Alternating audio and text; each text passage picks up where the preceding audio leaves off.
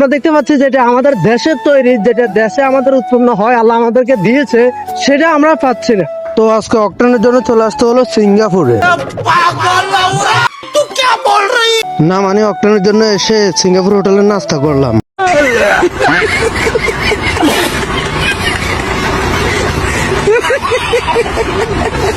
তো ধীরে ধীরে চলেন আমরা চলে যাই মেন ভিডিওতে। সবাই ভিডিওটা শেষ পর্যন্ত দেখবেন আর লাইক কমেন্ট শেয়ার করে দিবেন। এই হোয়াটসঅ্যাপ কি অবস্থা সবার, সবাই কেমন আছেন? আশা করি সব ভালো আছেন আর আপনাদের দোয়ায় আমিও ভালো আছি। আর এখন বাজে রাত 2:50। এখন আমি যাচ্ছি এখান থেকে 20 কিলোমিটার দূরে তেলের জন্য, তেলের সন্ধানে যাচ্ছি। দেখি, বাড়ি থেকে মাত্র রওনা দিলাম। এই হলো আমাদের বাজার, সেই জনপ্রিয় সুলাইমান বাজার। এখান থেকে আমরা রওনা দিব সেলিম বাজার হয়ে, বেকের বাজার হয়ে খাঁচার হাট রাস্তার মাথায়। আমার আরো দুজন সঙ্গী আছে, তারা সামনে থেকে জয়েন হবে। 2-3 জন সঙ্গী আছে আমার। তো আমি বরাবরই বলি যে আমাদের সুন্দর রাস্তাঘাট খুবই খারাপ, এটা ভালো না আমাদের রাস্তাঘাট। আমরা খুব ভোগান্তিতে আছি, সেটা দীর্ঘদিন সবাই জানে। তো আমরা মেরামতের আবেদন জানাচ্ছি আর কি। তো গাইস, অবশেষে কাছাকাছি চলে আসলাম, প্রায় চলে আসছি। তারপর এখানে আমরা লাইন ধরে আমরা বসে আছি, অনেকক্ষণ বসেছিলাম। অনেকক্ষণ বসে থাকার পর যখন ফজর আজান দেয়, ফজর আজান হওয়ার পর যখন সকালটা সূর্যটা উঠে, তখন আমরা হোটেলে যাই নাস্তা করার জন্য। নাস্তা করে আসার পথে দেখি এখানে একটা ব্রিজ আছে, তবে ব্রিজটা রাস্তার বাইরে। This is Bangladesh system, bridge আছে রাস্তা নাই, রাস্তা আছে ব্রিজ নেই। তারপর একটু অগ্রসর হয়ে দেখি গাড়ির যে সিরিয়াল, এত বড় সিরিয়াল দেখে আমি তখন উঠলাম। আমার যেমন আমার পুরা মাথাটা গোলা হয়ে গেল, চোখ মুখে আমি কিছু দেখি না। তো গাইস, তেল পাইছি অবশেষে। আপনার সেই 3টা থেকে দাঁড়িয়ে থেকে এখন বাজে আপনার 11:10 মাত্র পাইলাম। দীর্ঘ 7-8 ঘন্টার জার্নি। তো জার্নিতে যতটুকু বুঝলাম, আপনার যে ফার্ম গুলো আছে, ফার্মে যারা পরিচিত আর কি, পরিচিত যারা আছে তাদেরকে 1000-1500 কাউকে টাঙ্কি ফুল করে দিচ্ছে। কিন্তু আমরা যারা অপরিচিত আছি কিংবা দূর থেকে গিয়েছি, তাদেরকে 500 টাকার বেশি তেল দেয়নি তারা। সিন্ডিকেট যেভাবে শুরু করছে বাংলাদেশে, এদের জন্যই, এদের কারণে আপনার সিন্ডিকেট ভাঙতেছে না। ধরুন ফার্মগুলো যদি আমাদেরকে নিম্নে 1000 টাকার করে তেল দিত, তাহলে আমাদের 7-10 দিন হয়ে যেত, আমরা ফার্মে ঘুরে আসা লাগতো না। যে এত বড় লাইন আমাদের ধরা লাগে না। আমাদের লাইন ধরার কারণ হচ্ছে ফার্মওয়ালারা। ফার্মওয়ালারা সিন্ডিকেট করে, যারা একটা বিএপি লাইন দেখছে, যে বিএপি লাইনে শুধুমাত্র বিএপি যারা, তাদের পরিচিত যারা, তাদেরকে তেল দেওয়া হচ্ছে। আর আমরা যারা তাদের পরিচিত না, বা আমরা অনেক দূর থেকে আসি সামান্য তেল নেওয়ার জন্য, আমরা অনেক দূর থেকে আসি, প্রতিনিয়ত তারা আমাদের সাথে এসব প্রতারণা করতেছে। যেখানে আপনার 1-2 ঘন্টা একটা জায়গায় দাঁড়িয়ে থাকতে অনেক কষ্ট হয়, সেখানে আমরা 8 ঘন্টা 9 ঘন্টা এখানে দাঁড়িয়ে আছি। কিন্তু এখন পর্যন্ত কোনো সিরিয়াল শেষ হয় নাই। আমরা যারা 3টা বাজে আসছি, তারা এখন পাইছি, কিন্তু তারা 3টার পরে আসছে। আরো আপনার শত শত গাড়ি এখানে এখনো পর্যন্ত আটকে আছে। দেশের যেটা শুরু হয়েছে, এটা দুর্ভোগের চেয়ে কম না। এখানে আমি সরকারকে দায় দিচ্ছি না, এখানে সবচেয়ে বড় দায় হচ্ছে আপনার ফার্মওয়ালাদের, যারা ফার্মের ব্যবসা করে তাদের। প্রতিনিয়ত তারা কোটি টাকা হাতিয়ে নিয়ে যাচ্ছে মানুষদের থেকে। আপনার 100-200 টাকা 500 টাকা বেশি দিতেছে, তাকে টাঙ্কি ফুল করে দিচ্ছে। তারা রাতে ড্রামে 150-200 টাকার তেল বিক্রি করে দিচ্ছে। সেই তেল আমরা খোলা বাজার থেকে 300-350 টাকা দিয়ে কিনতে হচ্ছে। আমার কথা হচ্ছে, বর্তমানে এখন তেল পাওয়া যাচ্ছে না কোথাও, শুধু পাম্পগুলো ছাড়া। কিন্তু প্রতিনিয়ত আমাদের থেকে 300-350 টাকা করে তেল বিক্রি করতেছে যারা, তারা তেলগুলো কোথায় পাচ্ছে? অবশ্যই ফার্মগুলো থেকে নিয়ে তারা বেশি দামে বিক্রি করতেছে, আমাদের থেকে বেশি দামে বিক্রি করতেছে। তাদের কোনো লাইন লাগে না, সিরিয়াল লাগে না, তারা এসে তেল নিয়ে চলে যায়। আর আমার জানা নেই যে তারা তেলের সাথে কি মিশায় বা যে তেল। আচ্ছা, বিষয়টা আপনারাই বলেন যে আমি দীর্ঘ 30 থেকে 25 কিলো পথ পাড়ি দিয়ে আপনার তেল নিতে আসছি। আসতে 25 কিলো, যাইতে 25 কিলো, 20 কিলো। তো আমার আসতে যাইতে তো 1 লিটার তেল শেষ হয়ে যায়, তাই না? তারপর আমি যে 4 লিটার দিছে, তারপর 3 লিটার, ওই 3 লিটার দিয়ে আমার কি হয় বলেন? আপনারা বলেন আমার কি হয়? দুঃখের বিষয় হচ্ছে গাইস, আমার সামনের জন্য 1000 টাকার তেল পাইলো, আমার পিছনের জন্য 1000 টাকার তেল পাইলো, কিন্তু আমার কথা হচ্ছে আমি কেন পেলাম না? তারা তাদের ফার্মের ভিতরে আগে গাড়িগুলো ঢুকে রাখে, তারপর তারা একটা বিএপি সিরিয়াল রাখছে, ওই সিরিয়ালে তারা বিএপি গুলারে ঢুকায়। বিএপি গুলো কোত্থেকে এসেছে আমার এটা জানতে মন চাই, কারা এই বিএপি? আমি বলতে পারি যে মোটরসাইকেল যারা চালায় তারা প্রতিনিয়ত তেল নিয়ে তারা বাইরে বিক্রি করছে, হ্যাঁ আমি মানি তারা বাইরে বিক্রি করতেছে, কিন্তু আমার কথা হচ্ছে সিন্ডিকেট অবশ্যই তারা লাগায়নি, সিন্ডিকেট লাগাইছে ফার্মওয়ালারা। যদি সরকার এই মুহূর্তে পদক্ষেপ নেয় যে সরকার আগের মতো বাজারে বাজারে তেল পৌঁছে দিবে, অক্টেনের বাউচার ফাটিয়ে দিবে, তাহলে এই সিন্ডিকেট আর থাকে না, পাম্পের লাইনগুলো আর থাকে না। আপনি যদি কাউকে শাস্তি দিতে চান তাহলে আপনি তাকে পাম্পে এনে 8-9 ঘন্টা 10 ঘন্টা 12 ঘন্টা দাঁড় করিয়ে রাখেন, তাহলে সে অবশ্যই শাস্তি পেয়ে যাবে। তার খুব হতাশা নিয়ে আজকে বাড়ি ফিরে যাচ্ছি, কারণ যদি 1000 টাকারও নিম্নে আমাদেরকে তেল দিত তাহলে আমাদের এত হতাশ হওয়ার কারণ ছিল না। আর সরকারের দৃষ্টি আকর্ষণ করছি যে এই যে দেখেন রাস্তাঘাটের অবস্থা, এই যে ওখানে আপনার উর্গা দিয়ে ধান নিচ্ছে, এখানে আপনার খেরোয়া করছে, ক্ষতি হচ্ছে রাস্তার গাড়িগুলার, যে এক পাশে গাড়ি দিলে আর এক পাশে গাড়ি যেতে পারে না, যা এক অবস্থা। রাস্তায় এসে তাদের কেন করতে হবে? রাস্তা ছাড়া কি তাদের কোনো জায়গা নাই? রাস্তায় এসে তারা উর্গা দিয়ে ধান নিতে হবে, রাস্তায় এসে খেল লোড দিতে হবে, এইটা কোনো রাস্তার পরিবেশ হলো? আপনার রাস্তার পরিবেশ আপনি নিজে, আপনার বাড়ির পাশে আপনি নিজে পরিষ্কার রাখেন। এই যে আশেপাশে যে বাড়িগুলো আছে, এই বাড়িগুলা যারা আছেন তাদের হয়তো অবশ্যই আপনার আমাদের গ্রামের ভাষায় উঠান বলে যেটাকে, আপনার অবশ্যই উঠান আছে, তো উঠান থাকলে আপনি উঠানে নেন না, আপনি কেন খামাখা রাস্তায় ডিস্টার্ব করতেছেন? দেখেন আমি যতটুকু বলতে চাই যে তেলের যে সমস্যাটা আপনারা অতি দ্রুত সমাধান করার চেষ্টা করেন। আপনারা অন্তত তেলের দাম যদিও বাড়িয়ে দেন, অন্তত তেলটা দেন আমাদেরকে, আমরা যেন শান্তিভাবে তেলটা নিয়ে গাড়িটা চালাতে পারি। তেল আপনি 150 টাকা করে তেল লিটার করেন, আমার কোনো সমস্যা নাই, আমার না কোনো বাইকারের কোনো সমস্যা আমার মনে হয় হবে না, কারণ যেই কষ্ট তারা করতেছে 8-9 ঘন্টা 12 ঘন্টা ধরে আপনার এই যে লাইনে দাঁড়িয়ে আছে, তো ওইটার চেয়ে আপনার 150 টাকা কিছুই না। তো 1 লিটার তেল 150 টাকা যদিও হয়, যদিও করেন আপনারা করতে পারেন, সমস্যা নাই, কিন্তু তেলটা আপনারা অ্যাভেলেবেল করেন। আমি মাননীয় সরকারের কাছে আবেদন এটাই জানাচ্ছি। তো এখন মেন রোড থেকে বেরিয়ে আসলাম সে আমাদের বিখ্যাত রোডগুলাতে। আমার যতটুকু ধারণা হচ্ছে যে হয়তো সরকার জানে না যে সুবর্ণচর বলে একটা জায়গা আছে আমাদের নোয়াখালীর ভিতরে। যদি সুবর্ণচর বলে জায়গা থাকতো, সরকার এটা জানতো, তাহলে আমাদের রাস্তাঘাটের এই অবস্থা আশা করি হতো না। সুবর্ণচরের মানুষ খুবই কষ্টে আছে। কষ্টে থাকার কারণ হচ্ছে রাস্তাঘাট আপনার এভাবে ভেঙে যাচ্ছে, সেজন্য খুবই কষ্টে আছে।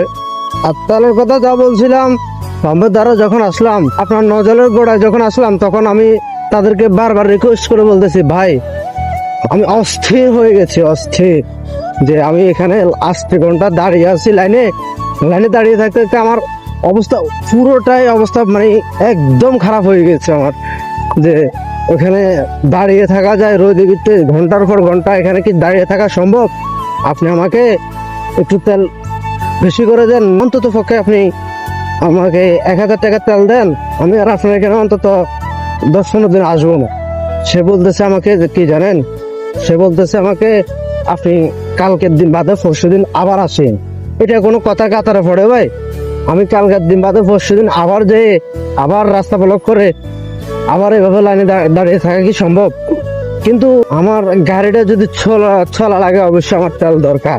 তো আমার তেল দরকার হলে আমি অবশ্যই যাইতে হবে, কিন্তু এত ভোগান্তি কোনো পদক্ষেপ আমি এ পর্যন্ত দেখি নাই সরকারের, যে তেলের জন্য এই পদক্ষেপটা সরকার নিয়েছে, এরকম কোনো পদক্ষেপ আমি দেখি নাই। তো আমার মনে হয় না আর কেউ দেখেছে বলে। তো দুঃখ কষ্টের বিষয়, আমরা খুব কষ্ট পাইতেছি, এত কষ্ট ভাই জীবনে এত কষ্ট আমরা করি না কখনো। তো সরকার আমাদেরকে যে কষ্টগুলো দিচ্ছে, এই কষ্ট আমরা জীবনেও করি না। তো আমি সরকারকে বিনীতভাবে আহ্বান জানাচ্ছি যে আপনি দেখেন, তেল ইরানের হরমুজ প্রণালী ছাড়াও তেল আসা সম্ভব, হয়তো হ্যাঁ খরচ বেশি পড়বে, তো বেশি পড়লে আমরা বেশি টাকা নিতে রাজি আছি। আপনি তেল আনেন, কোনো সমস্যা নাই, আমরা বেশি টাকা দিয়ে নিতে রাজি আছি। আপনি একজন বিএনপি সরকার প্রধান হিসাবে আমি আপনার আপনার থেকে কোনো সাউন্ড পাইতেছি না। আমি কেন জনগণ আপনার দিকে তাকিয়ে আছে যে আপনি কি বলেন, কিন্তু আপনি কিছু বলতেছেন না সংসদে। আপনার থেকে শুনতে চাই যে আমরা তেল কি পাবো কি পাবো না, এটা আপনার মুখে শুনতে চাই যে আপনি বলেন যে আমাদেরকে তেল দেশে আছে, তেল আপনি প্রতিটা বাজারে বাজারে আগে যেভাবে দেওয়া হতো ঠিক ওইভাবে আপনি ছাপড়া দিবেন, এই নিয়ে জনগণকে একটু আশ্বাস দেন। আর আমার একটা প্রশ্ন আছে, আমি যতটুকু শুনেছি বা জেনেছি অকটেন পেট্রোল গ্যাস এগুলো আমাদের দেশে হয়। আমাদের যে পরিমাণ চাহিদা, বাংলাদেশে মোটরসাইকেলগুলোর যে পরিমাণ চাহিদা, ওই চাহিদার থেকে অধিক পরিমাণে আমাদের তেল উৎপন্ন হয়। তো আমরা যদি আমাদের তেল ওই অধিক পরিমাণে তেল উৎপন্ন হয়, তাহলে আমরা তেল পাচ্ছি না কেন? যেটা আমাদের হরমুজ প্রণালী দিয়ে আসে সেটা হচ্ছে আপনার ডিজেল। তো ওটা তো প্রায় ঠিক আছে, কিন্তু আমরা দেখতে পাচ্ছি যেটা আমাদের দেশের তৈরি, যেটা দেশে আমাদের উৎপন্ন হয়, আল্লাহ আমাদেরকে দিয়েছে, সেটা আমরা পাচ্ছি না। হ্যাঁ, অবশ্যই এখানে বড় বড় সিন্ডিকেট ব্যবসায়ীদের হাত আছে। অবশ্যই যদি বড় বড় সিন্ডিকেট ব্যবসায়ীদের হাত না থাকতো তাহলে এই পরিমাণ সংকট আমাদের বাংলাদেশে হওয়ার কথা না। মাননীয় প্রধানমন্ত্রী, দেখেন আমরা মানছি যে জনগণের জন্য আপনি তেলের দাম বাড়াননি। আপনার কাছে ফাইল আসছিল তেলের জন্য, তেল বাড়ানোর জন্য, কিন্তু আপনি বাড়াননি। একটাই কারণ ছিল, আর সেটা হচ্ছে জনগণ। কারণ আপনি চাননি যে জনগণকে আপনি নতুন করে কোনো বিভ্রান্তি ফেলতে, জনগণের টাকা যেন সেভ হয়, তাই সাবেক রেটে আপনি তেল দিচ্ছে। আমি মানছি যে আপনি সাবেক রেটে তেল দিচ্ছে। তো মাননীয় প্রধানমন্ত্রী, আমি আপনাকে বলতে চাই যে ভোগান্তি আমরা ভুগতেছি ওটা কোনো স্বাভাবিক কাতারে নাই। বর্তমান যুগে ওটা কোনো স্বাভাবিক কাতারে নেই। যে গন্ডগোল চলে প্রতিনিয়ত পাম্পে, ওই গন্ডগোল কোন সাধারণ পর্যায়ে নেই। তো আপনি দাম অনুগ্রহ করে বাড়ান। দাম বাড়ানোর পর সিন্ডিকেট ব্যবসায়ীরা অটো তেল ছেড়ে দিবে। দাম বাড়ানোর জন্য সিন্ডিকেট ব্যবসায়ীরা তেল ছাড়তেছে না। সো আপনি তেলের দামটা যতটুকু সম্ভব বাড়িয়ে সিন্ডিকেট ব্যবসায়ীদেরকে বলেন তেলটা ছেড়ে দেওয়ার জন্য, আমাদেরকে অন্তত মুক্তি দেন। মাননীয় প্রধানমন্ত্রী, আমরা মুক্তি হতে চাই। আমরা চাই না যে এভাবে প্রতিনিয়ত ব্যবসা বাণিজ্য রেখে, কাজ কাম রেখে তেলের জন্য দাঁড়িয়ে থাকার জন্য আমাদের আর মন চাচ্ছে না, মন টানছে না যে ওখানে যায়, কিন্তু বাধ্য হয়ে যেতে হচ্ছে। আমাদেরকে বাধ্য করতেছে এক প্রকার। কারণ আমরা যদি না যাই, আমাদের অনেক বাইকারের পেট চলবে না, যারা রাইড শেয়ার করে তাদের পেট চলবে না। অনেকে ব্যবসা করতেছে, মাছের ব্যবসা বাইক দিয়ে, তাদেরও পেট চলেন না, কারণ তেল তারা পাচ্ছে না। আপনার যে সময়টা আপনার মাছ বেচার কথা, যারা মাছ বেচার কথা, ওই সময়টা মাছ বিক্রি করতে পারছে না, কারণ ওই সময় মাছ নেওয়ার সময় তারা পাম্পে গিয়ে বসে আছে। আরেকটা কথা, যে টাইম আপনি করেছেন মাননীয় প্রধানমন্ত্রী, আমি জানি না কোন মন্ত্রী এই টাইম করেছে 9টা থেকে 5টা পর্যন্ত। এই যে মানুষ 3টা 4টা, আপনার 2টা 1টা, আজকে রাতের 9টা বাজে যাবে, কিন্তু তেল দিবে কালকে দিনের 9টা। আমি জানি না এই আইন কে করেছে যে তেল নেওয়ার জন্য 9টা থেকে শুরু করতে হবে। আমি জানি না কোন মন্ত্রী এই আইনটা করেছে। আপনারা প্লিজ অনুগ্রহ করে, যে মন্ত্রী করেন না কেন, জ্বালানি মন্ত্রী যদি করে থাকেন, আপনি আপনার আপনার টাইমটা একটু সেট করেন। যে আপনি চিন্তা করেন, যারা আপনার 10টা কিংবা 12টা 1টা বাজে আইসা সিরিয়াল ধরে বসে থাকে, তারা আপনার কিভাবে আবার 9টা পর্যন্ত অপেক্ষা করতে পারে? 9টার আগে তারা তেল দেয় না। তারা বলতেছে সরকারি আইন অমান্য করা যাবে না, কিন্তু তারা ঠিকই আপনার বেশি টাকা নিয়ে তেল বিক্রি করে দিচ্ছে। সেটা কোনো আইন নাই তাদের কাছে। শুধু বাইকারের বেলায় যত আইন তারা করেছে, শুধু বাইকারের বেলায়। মাননীয় প্রধানমন্ত্রী, আমরা যখন গাড়িটা কিনেছি তখন আমরা ট্যাক্স দিয়ে তারপর গাড়িটা কিনেছি। সরকার আমাদের থেকে ট্যাক্স নিয়েছে। মাননীয় প্রধানমন্ত্রী, আপনি হয়তো জানেন না যে সুবর্ণচরের হাজার হাজার বাইকার তার ফ্যাট চালাচ্ছে শুধুমাত্র বাইকটা দিয়ে। এই বাইকটার কারণে সে 2 বেলা 2 মুঠো খেয়ে বেঁচে আছে। মাননীয় প্রধানমন্ত্রী, দেখেন, মানুষ যখন ফিডে লাথি মারে তখন কেউ কিছু বলে না, যখন প্যাডে লাথি মারে তখন সবারই দেওয়ালে ফিট থেকে যায়, আর যখন দেওয়ালে ফিট থেকে যায় তখন সামনের দিকে অগ্রসর পালা এসে যায়। এমন কিছু বাংলাদেশের জনগণের সাথে করিয়েন না যে বিগত সরকার যেভাবে চলে গেছে সেভাবে আপনারও যেতে হয়। না, আমি কোনো কাউকে ইঙ্গিত করে বা ছোট করে কথা বলতেছি না, কারণ আমি যেটা সত্যি সেটাই বলতেছি। আপনি আপনি যদি পিছনে তাকিয়ে দেখেন তাহলে বুঝবেন যে পিছনে সরকার কিভাবে দেশ পরিচালনা করেছে আর কি কারণে তাকে এই বাংলাদেশ থেকে বিদায় নিতে হয়েছে। তো আমি অবশেষে বলতে চাই যে এই তেলের সংকটটা আপনি একটু দ্রুত ব্যাগে চেষ্টা করেন। আপনি চেষ্টা করলে অবশ্যই পারবেন, আপনার দ্বারা সম্ভব। তেলের জিনিসটা একটু দেখেন। আর বাংলাদেশে আমাদের সুবর্ণচরের আমাদের শাহজাহান এমপির এলাকা, তো বর্তমান শাহজাহান এমপি ওনার এলাকা, উনি একজন সিনিয়র নেতা। তাছাড়া সে অনেকবারের নির্বাচিত এমপি। তার মুখের দিকে তাকিয়ে হলেও আমাদের রাস্তাঘাটটা একটু ঠিক করার ব্যবস্থা করেন। আমি জানি না যে কোনোদিনও আমার ভিডিওগুলা উপরের লেভেলের নেতাদের কাছে পৌঁছাবে কিনা, কিন্তু যতদিন আমি আছি সুবর্ণচর ইনশাল্লাহ যতদিন আমাদেরকে নদী বিলীন করে না নিয়ে যাচ্ছে ততদিন পর্যন্ত আমি সুবর্ণচর ছাড়ার কোনো উদ্যোগ নেই। তাছাড়া যদিও বিলীন করে নিয়ে যায় আল্লাহর হুকুমতে, তাহলে হয়তো আশেপাশে থাকবো ইনশাল্লাহ।